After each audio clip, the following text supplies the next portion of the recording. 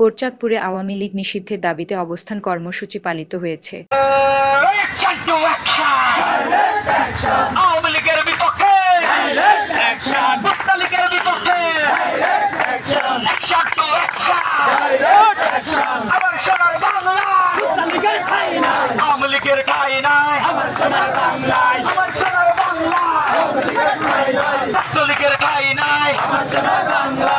Jahangir Alamgir video চিত্রে বিস্তারিত। ঝিনাইদহের কোটচাঁদপুরে আওয়ামী লীগ নিষিদ্ধের দাবিতে ছাত্র জনতা অবস্থান কর্মসূচি পালন করেছে।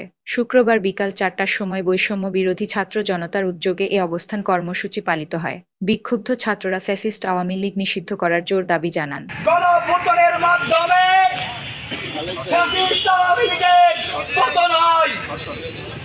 ফ্যাসিস্ট আওয়ামী লীগের পতনের পর বাংলাদেশের সংস্কার এবং জুলাই আন্দোলনের গণহত্যার বিচারের জন্য ইন্টিরিম সরকার গঠন করা হয়। এই ইন্টিরিম সরকারের প্রধান দায়িত্ব ছিল গণহত্যাকারী আওয়ামী লীগ, ছাত্রলীগ ও এদের দোষকদের বিচার করা।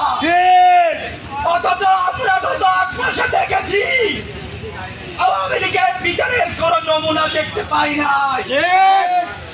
আমরা এই ইন্টিরিম সরকারকে বলতে চাই, আপনাদেরকে যেমন ছাত্র জনতা বসিয়েছে, যদি আওয়ামী লীগের বিষয়ে বিন্দুমাত্র নমনীয়তা প্রকাশ করেন, এই ছাত্র জনতা আপনাদের নামাতে দ্বিধা করবে না।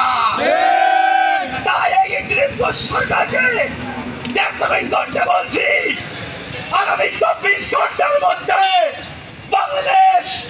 বাংলাদেশে আওয়ামী লীগের যতগুলো অঙ্গ সংগঠন আছে, সেই অঙ্গ সংগঠন সহ আওয়ামী লীগকে নিষিদ্ধ করতে হবে। তারা বিভিন্ন স্লোগান দেন।